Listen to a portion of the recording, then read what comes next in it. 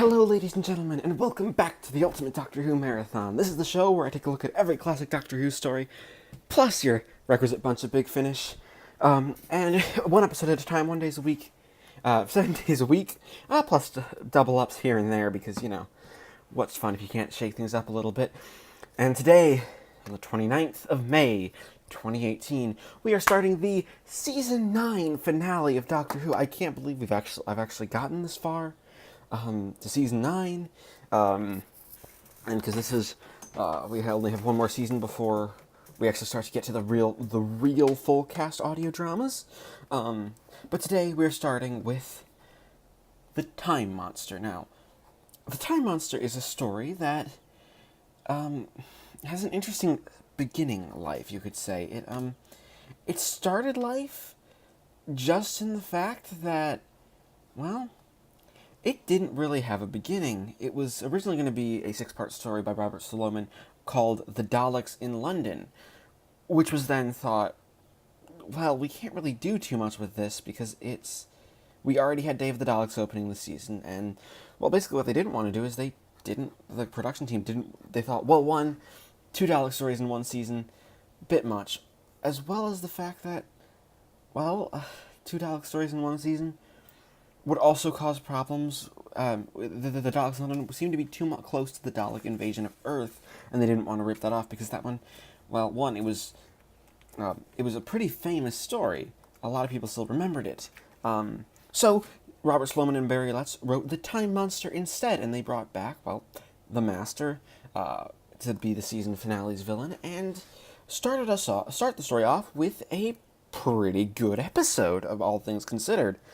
The episode itself is a bit bonkers in places. The main conceit is the Doctor knows the Master is back. We open up, the Doctor knows the Master is back because of a dream, which sort of sets the tone that we're not in for a very standard Doctor Who ride. This story itself isn't your standard Doctor Who story, not necessarily in a good way, but not necessarily in a bad way either. It's just a story that's going to be a little different than what is the standard Doctor Who formula.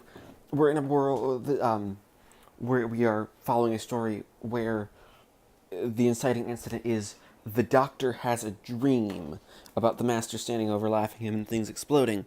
And this sort of prophetic dreaming of the Doctor never happens again. It never gets referenced. It's just sort of like, yeah, the Doctor dreamed, and because of this dream, he now knows the Master has some evil plans. And they make a very, very, very big deal about Atlantis, for the third time in the show, and the final time in the show, really, is that we're dealing with Atlantis. This time, the scientists have found ruins of Atlantis, but that just gets a bit of a mention. It's sort of the Doctor and Joe's thing, as they're like, well, we're just looking at this because this is interesting. But that gets put on the back burner right now because, well, UNIT has a scientific project to investigate.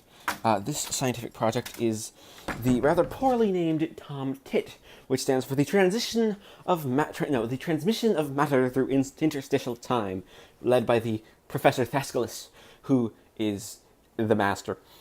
Thascalis is Greek for Master, and that is actually a twist in later episodes. But we know it's the Master. They don't put Roger Delgado in a disguise.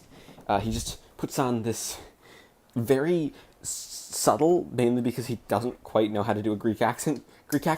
And Delgado is great. You have, though I don't know how, the episode even calls out, wait, how does he get into this university? People would have checked his papers, and he doesn't have any papers. And they bring that up with, the head of the university, the institute, who's like, yes, you don't have any papers. And the Master's like, yeah, I'm just going to hypnotize you now. So yeah, now you're hypnotized, you're my slave. Well, my hypnosis slave. And we're going to do this experiment. And then we have these two other scientists the Master's working with who think he's actually a professor and that they're not evil. Ruth Ingram and Stuart Hyde, who both do the experiment.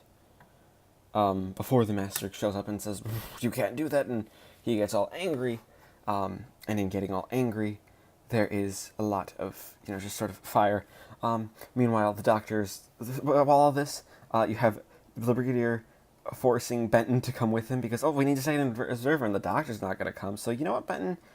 You're just going to be the one to come with me. You don't get a choice.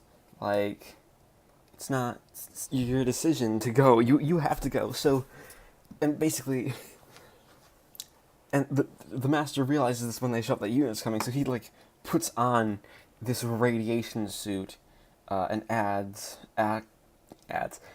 all like, the radiation is thing, and the doctor creates basically a thing basically to find another time machine, basically because he realizes, hey, it's going to be,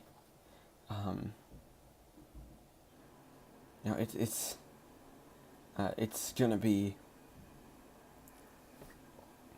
a lot of,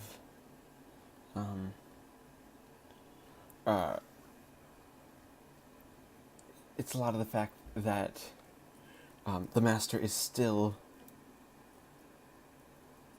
the master is one of those,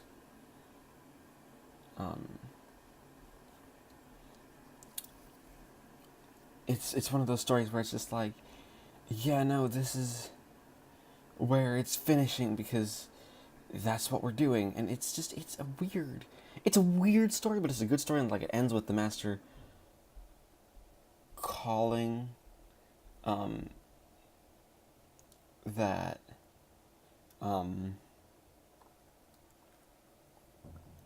it's, got them calling for, the master to, it wants to be bigger than what it is, but it really, really doesn't. Like, it's just sort of there. It builds on stuff and just tries to lead things, have things going, as it would be, and everything that, everything,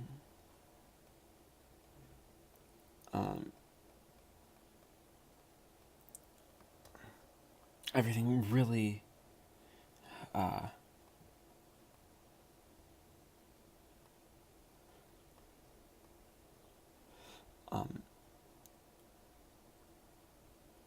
really, everything really just starts to, have its own little, of its own spin on things, where we have this whole thing where it's like, yeah, it's all for, it's all for build up, and we build with just the weirdness of the end. So, that being said, it's really, really good.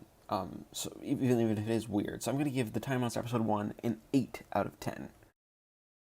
Right, it is still the 29th of May, 2018, and I just finished watching episode 2 of The Time Monster. And episode 2 is where they continue to be quite crazy because the cliffhanger resolution, they eventually turn off the power because everything goes so great, everything is too powerful for words, so the master's sort of forced, kind of strong-armed into turning out the power, and being like, oh, well, we'll try again in a minute, yes, that is completely fine, nothing bad to see here, no, not at all, that's just perfectly normal, and, the master being the master, that really, then the master just runs out of the room before he can be caught as the master, and it's revealed that because of the experiment, Stewart, who was in the chamber, has aged rapidly. He's now an old guy, like, really old, like, this is the sort of bonkers episode that we're dealing with here, that he is really old now. Like, it's one of those things that's hard to really fathom. Like, that just suddenly this character who's introduced is now, like, 70, 30s, years older than he was a few moments ago. Like, it's this it's completely bonkers, completely crazy, of an idea, yet somehow it works. I mean, the actor really sells it. Ian Collier does a fantastic job in it, in the part, of Stewart, and you actually get to see this sort of softened side of Ruth Ingram, who's like, well, because she was sort of presented as this like hard women's lib type feminist, and then they sort of show that she has a softer side. She does care about this. She's not heartless. She cares about the dude, like she's working with him, and that is something. It's really quite sweet that you really see the softer side coming out of her. It's not just the angry character that is presented earlier on in the story. She's genuine. She's still a pretty decent woman, and everything has just sort of really built up to that. And you know what? She is really that's really nice. And then you have the doctor and Joe arrive. Joe stops moving. The doctor realizes the experiment's going on. He bursts in to stop it, which is where everything is. This is sort of getting the doctor right in on the action. That's when the doctor realizes, wait, Thascalis, Joe finishes the sentence, it's the Greek word for master. So Joe, basically they relocate, so they have Stewart put to bed. Joe's going to keep with Stewart, so basically let's make sure that he's okay and he's not, he's not bad, he's not hurt too badly, and that he, basically can survive this. Ruth is going to, Ruth and the doctor are going to, essentially, the doctor's going to go do something. The brigadier's going to get rally his men. Basically, everyone has their little jobs, the little things to do, before anything else can go wrong.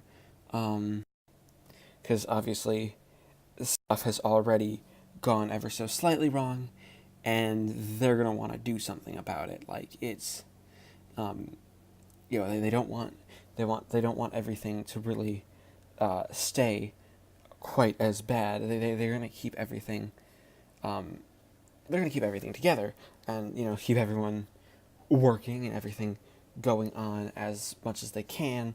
Of course, even if Stewart is done. Then you have the doctor demanding his TARDIS be brought down. The heads of the Institute basically being chewed out for letting this random guy in. He's still being hypnotized by the master. He doesn't get off out of that quite so easily. He still has his hypnosis. He's still being hypnotized, and that being said,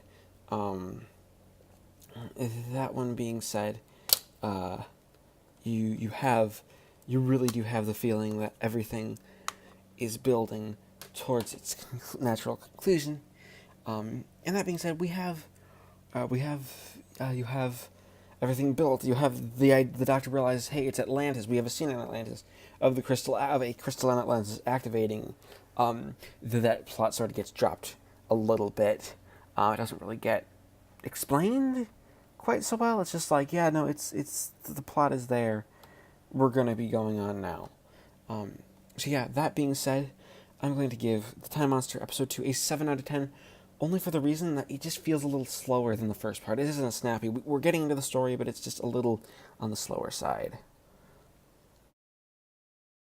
It is the 30th of May, 2018, and I just finished watching Episode 3 of The Time Monster. And this is the episode where the weirdness gets dialed up to 11 with interesting results. Mainly the fact that not only does the weirdness get dialed up to 11, everything sort of changes. The first thing we note is that the Atlantis plot sort of comes into a little bit of a sharper focus. We don't actually get to Atlantis, and we aren't going to. We get a couple of scenes on Atlantis, but those are overall pretty inconsequential because they don't. All they do is they're like, well, here's a scene on Atlantis. Let's have some fun with it. We'll introduce this character of Dalius, the High Priest, who's like really, really old, and the idea that there's a Minotaur on Atlantis, so that'll come in later. And those scenes, to be brutally honest, drag a lot. Like, they are very draggy, and they are very, very difficult to really watch because of that. They are really,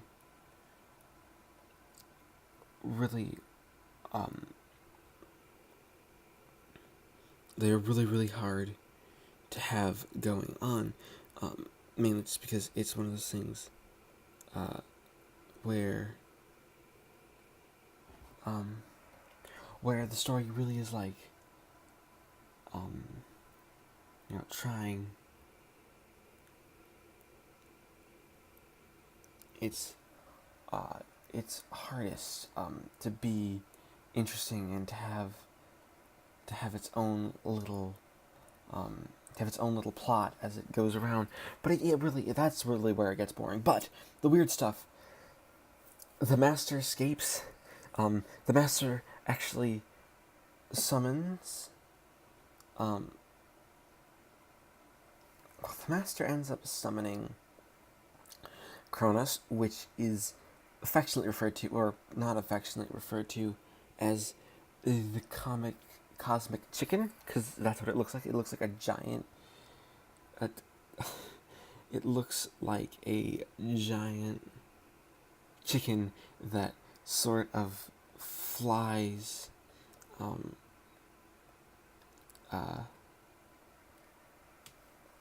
It sort of like just flies around and jumps into things, and that's just weird.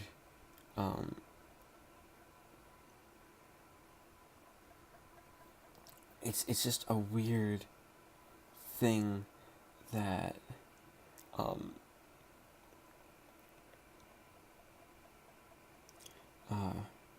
it's one of those weird things that the story decides to do. Like it takes this dive into this dive into a story where everything is everything is sort of built upon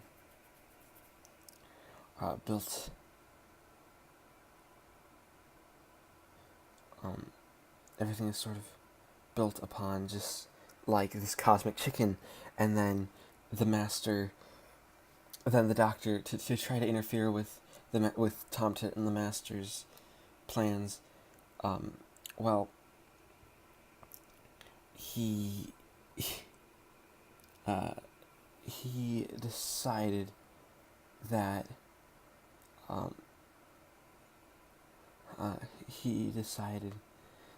he was going to that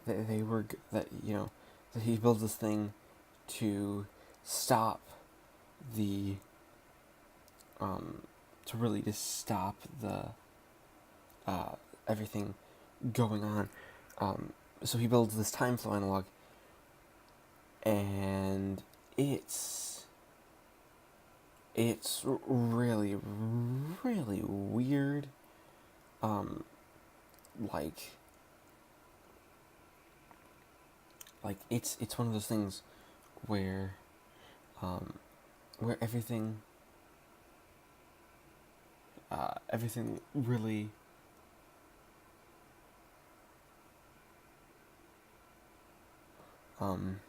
everything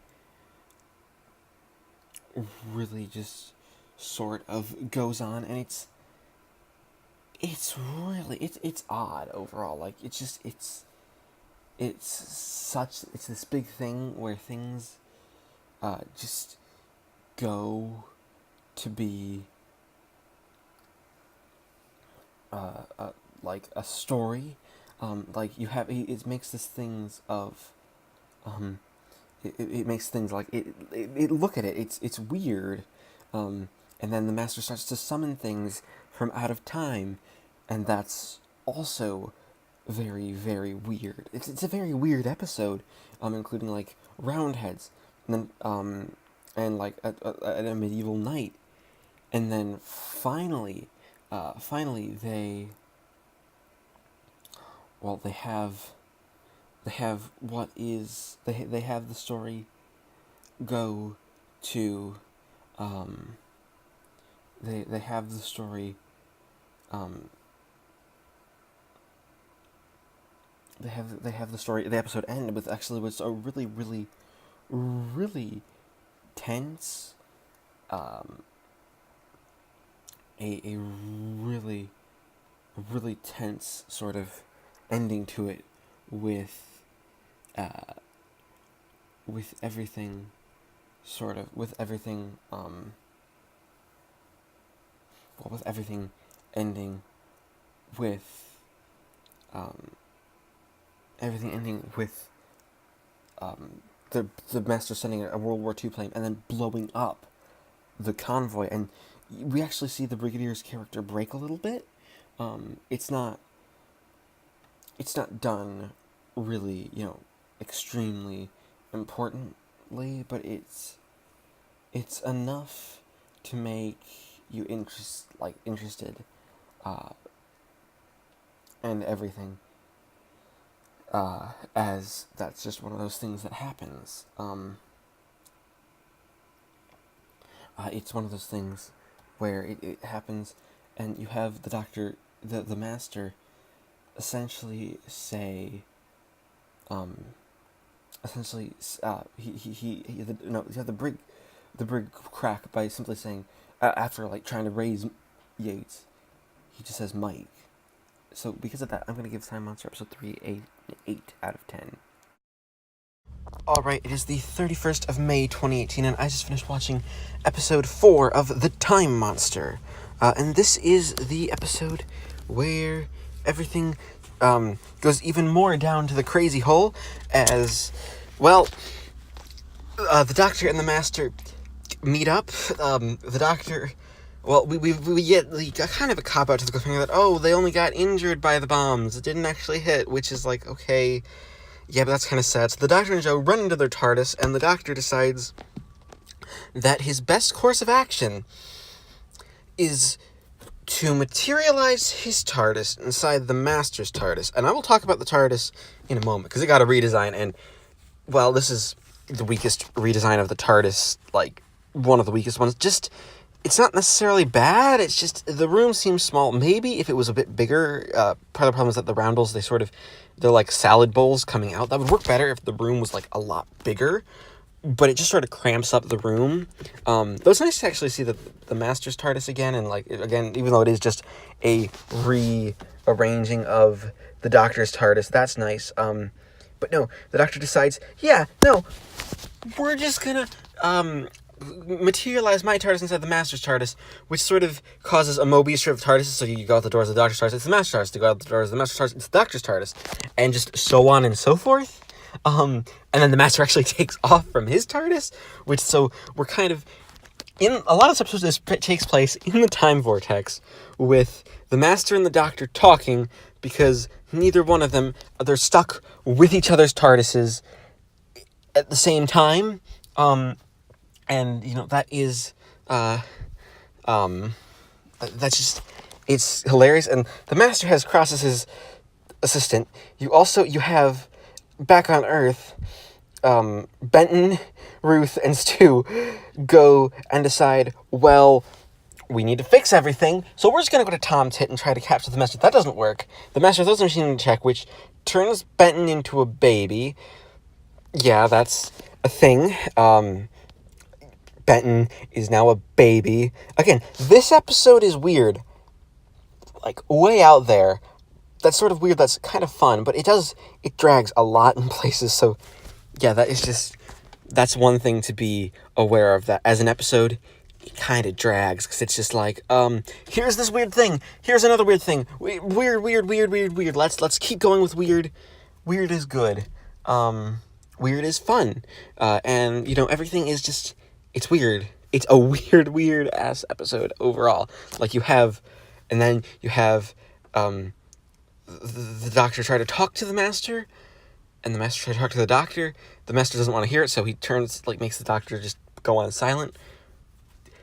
He's trying to get the doctor to go out there so he can kill him, which, the cliffhanger is, the doctor gets attacked by the cosmic chicken, aka Kronos, and then Joe gets spiraled out of control, which is just weirdly hilarious. Like, it's random, it just sort of happens like that, and it's one of those things that doesn't really make too much sense. And you have baby Benton, you have the time stopping randomly. Like, this episode is just weird, like, with a capital weird. Yeah, it's just, like, so weird. I'm gonna give the Time Monster episode 4 a 6 out of 10, because it's very effective in places. And the direction is actually pretty good. Like, the TARDISes are shot decently.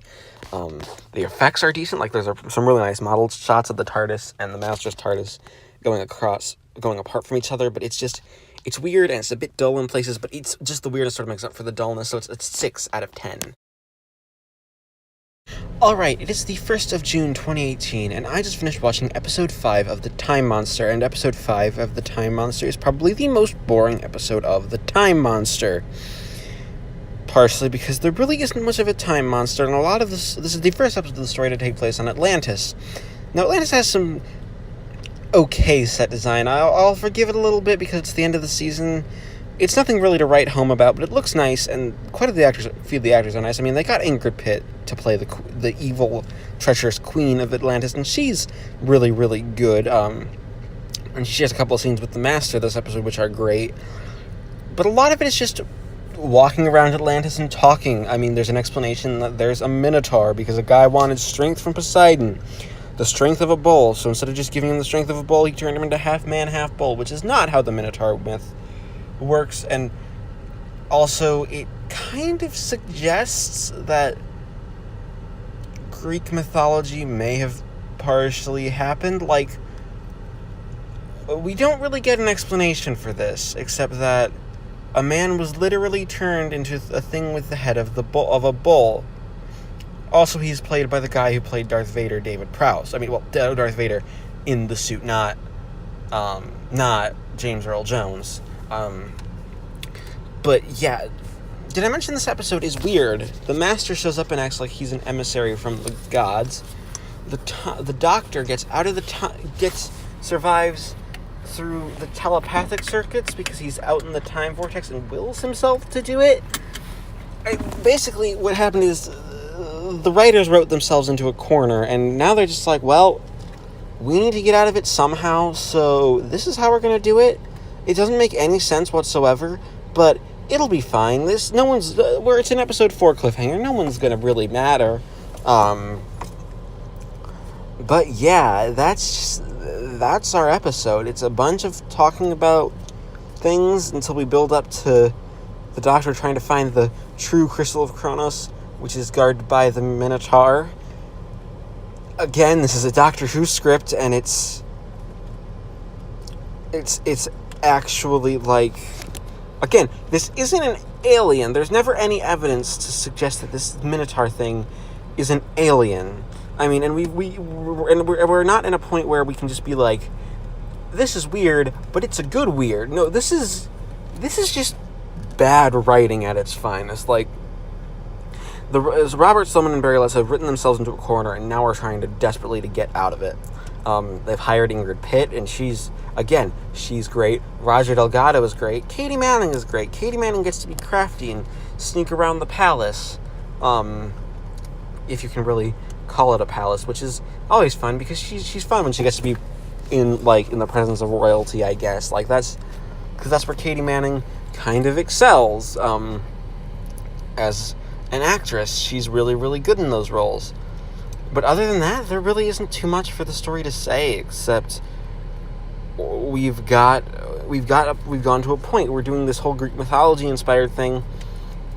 Even though at the end of last season, we also explained the destruction of Atlantis, and I'm pretty sure Azal is not going to show up. Also, funny thing, because it was by the same writers, so, like, I don't know if this is a retcon, or maybe this Atlantis is on an alien planet or something. Like, there's just no way really to fit this in with, like, the rest of the story. Like, even at its weirdest, the whole time ram stuff and TARDIS stuff in episode 4 and Benton turning into the baby, at least it was tries to be explained away through technobabble. Even if the technobabble again doesn't really make too much sense, they still make the effort to be like, here is an explanation of our concepts, and here is sort of what we're going for. Like, this is our story. This is how it's going to be going. We have an idea here. We just haven't quite executed it perfectly. So yeah, I'm going to give the Time Monster episode 5 a 4 out of 10. Alright, it is the 2nd of June 2018, and I just finished watching episode 6, the final episode of The Time Monster. And episode 6, well, the good news is, it's the one where the crazy is back. The Master has teamed up with Queen Galatea, also has decided, yeah, I'm not gonna help your husband. I'm just gonna let him die. Letting him die is a good plan. You know, it's my plan, and you know, your husband he doesn't really need to be alive anymore. He's had a good run, but we're gonna be together, and yeah. So now we are going to have everything really keep going.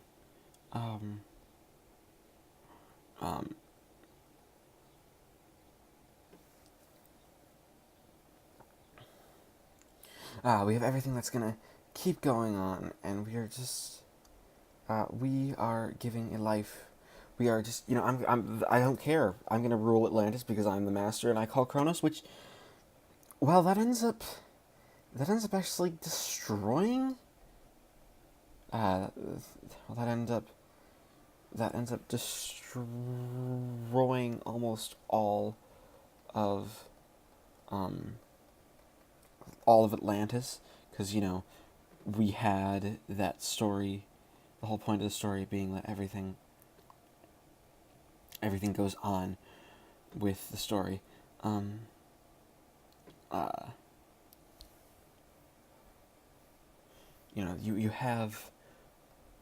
You have this entire story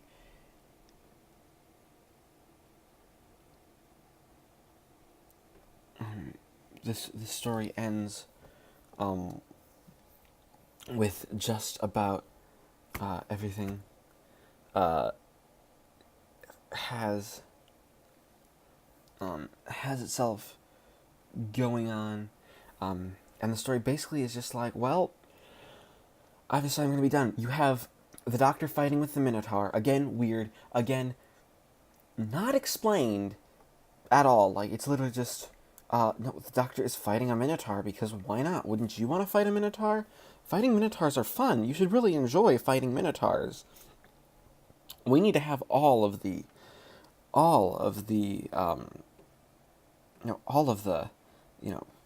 Greek mythological things. You really, you wouldn't. It wouldn't really. The story's just like. The story is just like, yeah, we're done with this whole story. It's just like, yeah, and then it gets even weirder. Like, the Doctor and Jo, of course, they're captured. The Doctor gives a really nice speech about a hermit from his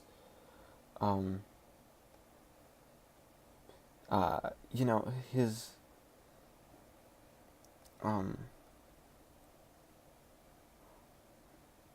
you know,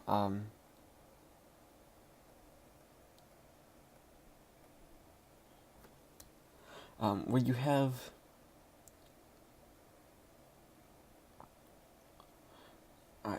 everything that really starts uh, to go on, because you have the speech about how, it's all about beauty and seeing life for what it is, and and how, even rocks can be beautiful, and it's a really good speech. Like, this episode drops out of the park for a really good speech, and oddly enough, the direction is pretty good. Paul Bernard learned from his mistakes in Day of the Daleks. He really tries his hardest to give everything, um, going on for everything going on for the story. It's just like, right, we're slowing things down. He's really good with, doing a bunch of shots, and he's it's marks that he's a decent director, even if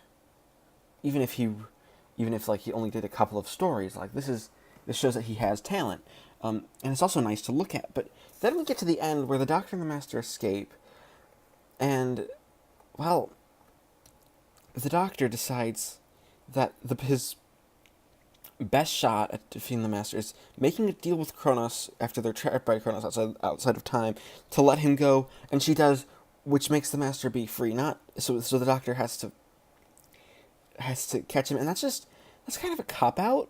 I mean, it's weird because we're ending on a cliffhanger, and then we go back to Earth, and Benton is no longer a baby after everything, because everything is reversed to the way it was before, but he's also naked. So that's just weird. Like, it's one of those, we're doing this story and we're making it weird. So yeah, it's one of those things that the story just is sort of like, right, we're going on to this,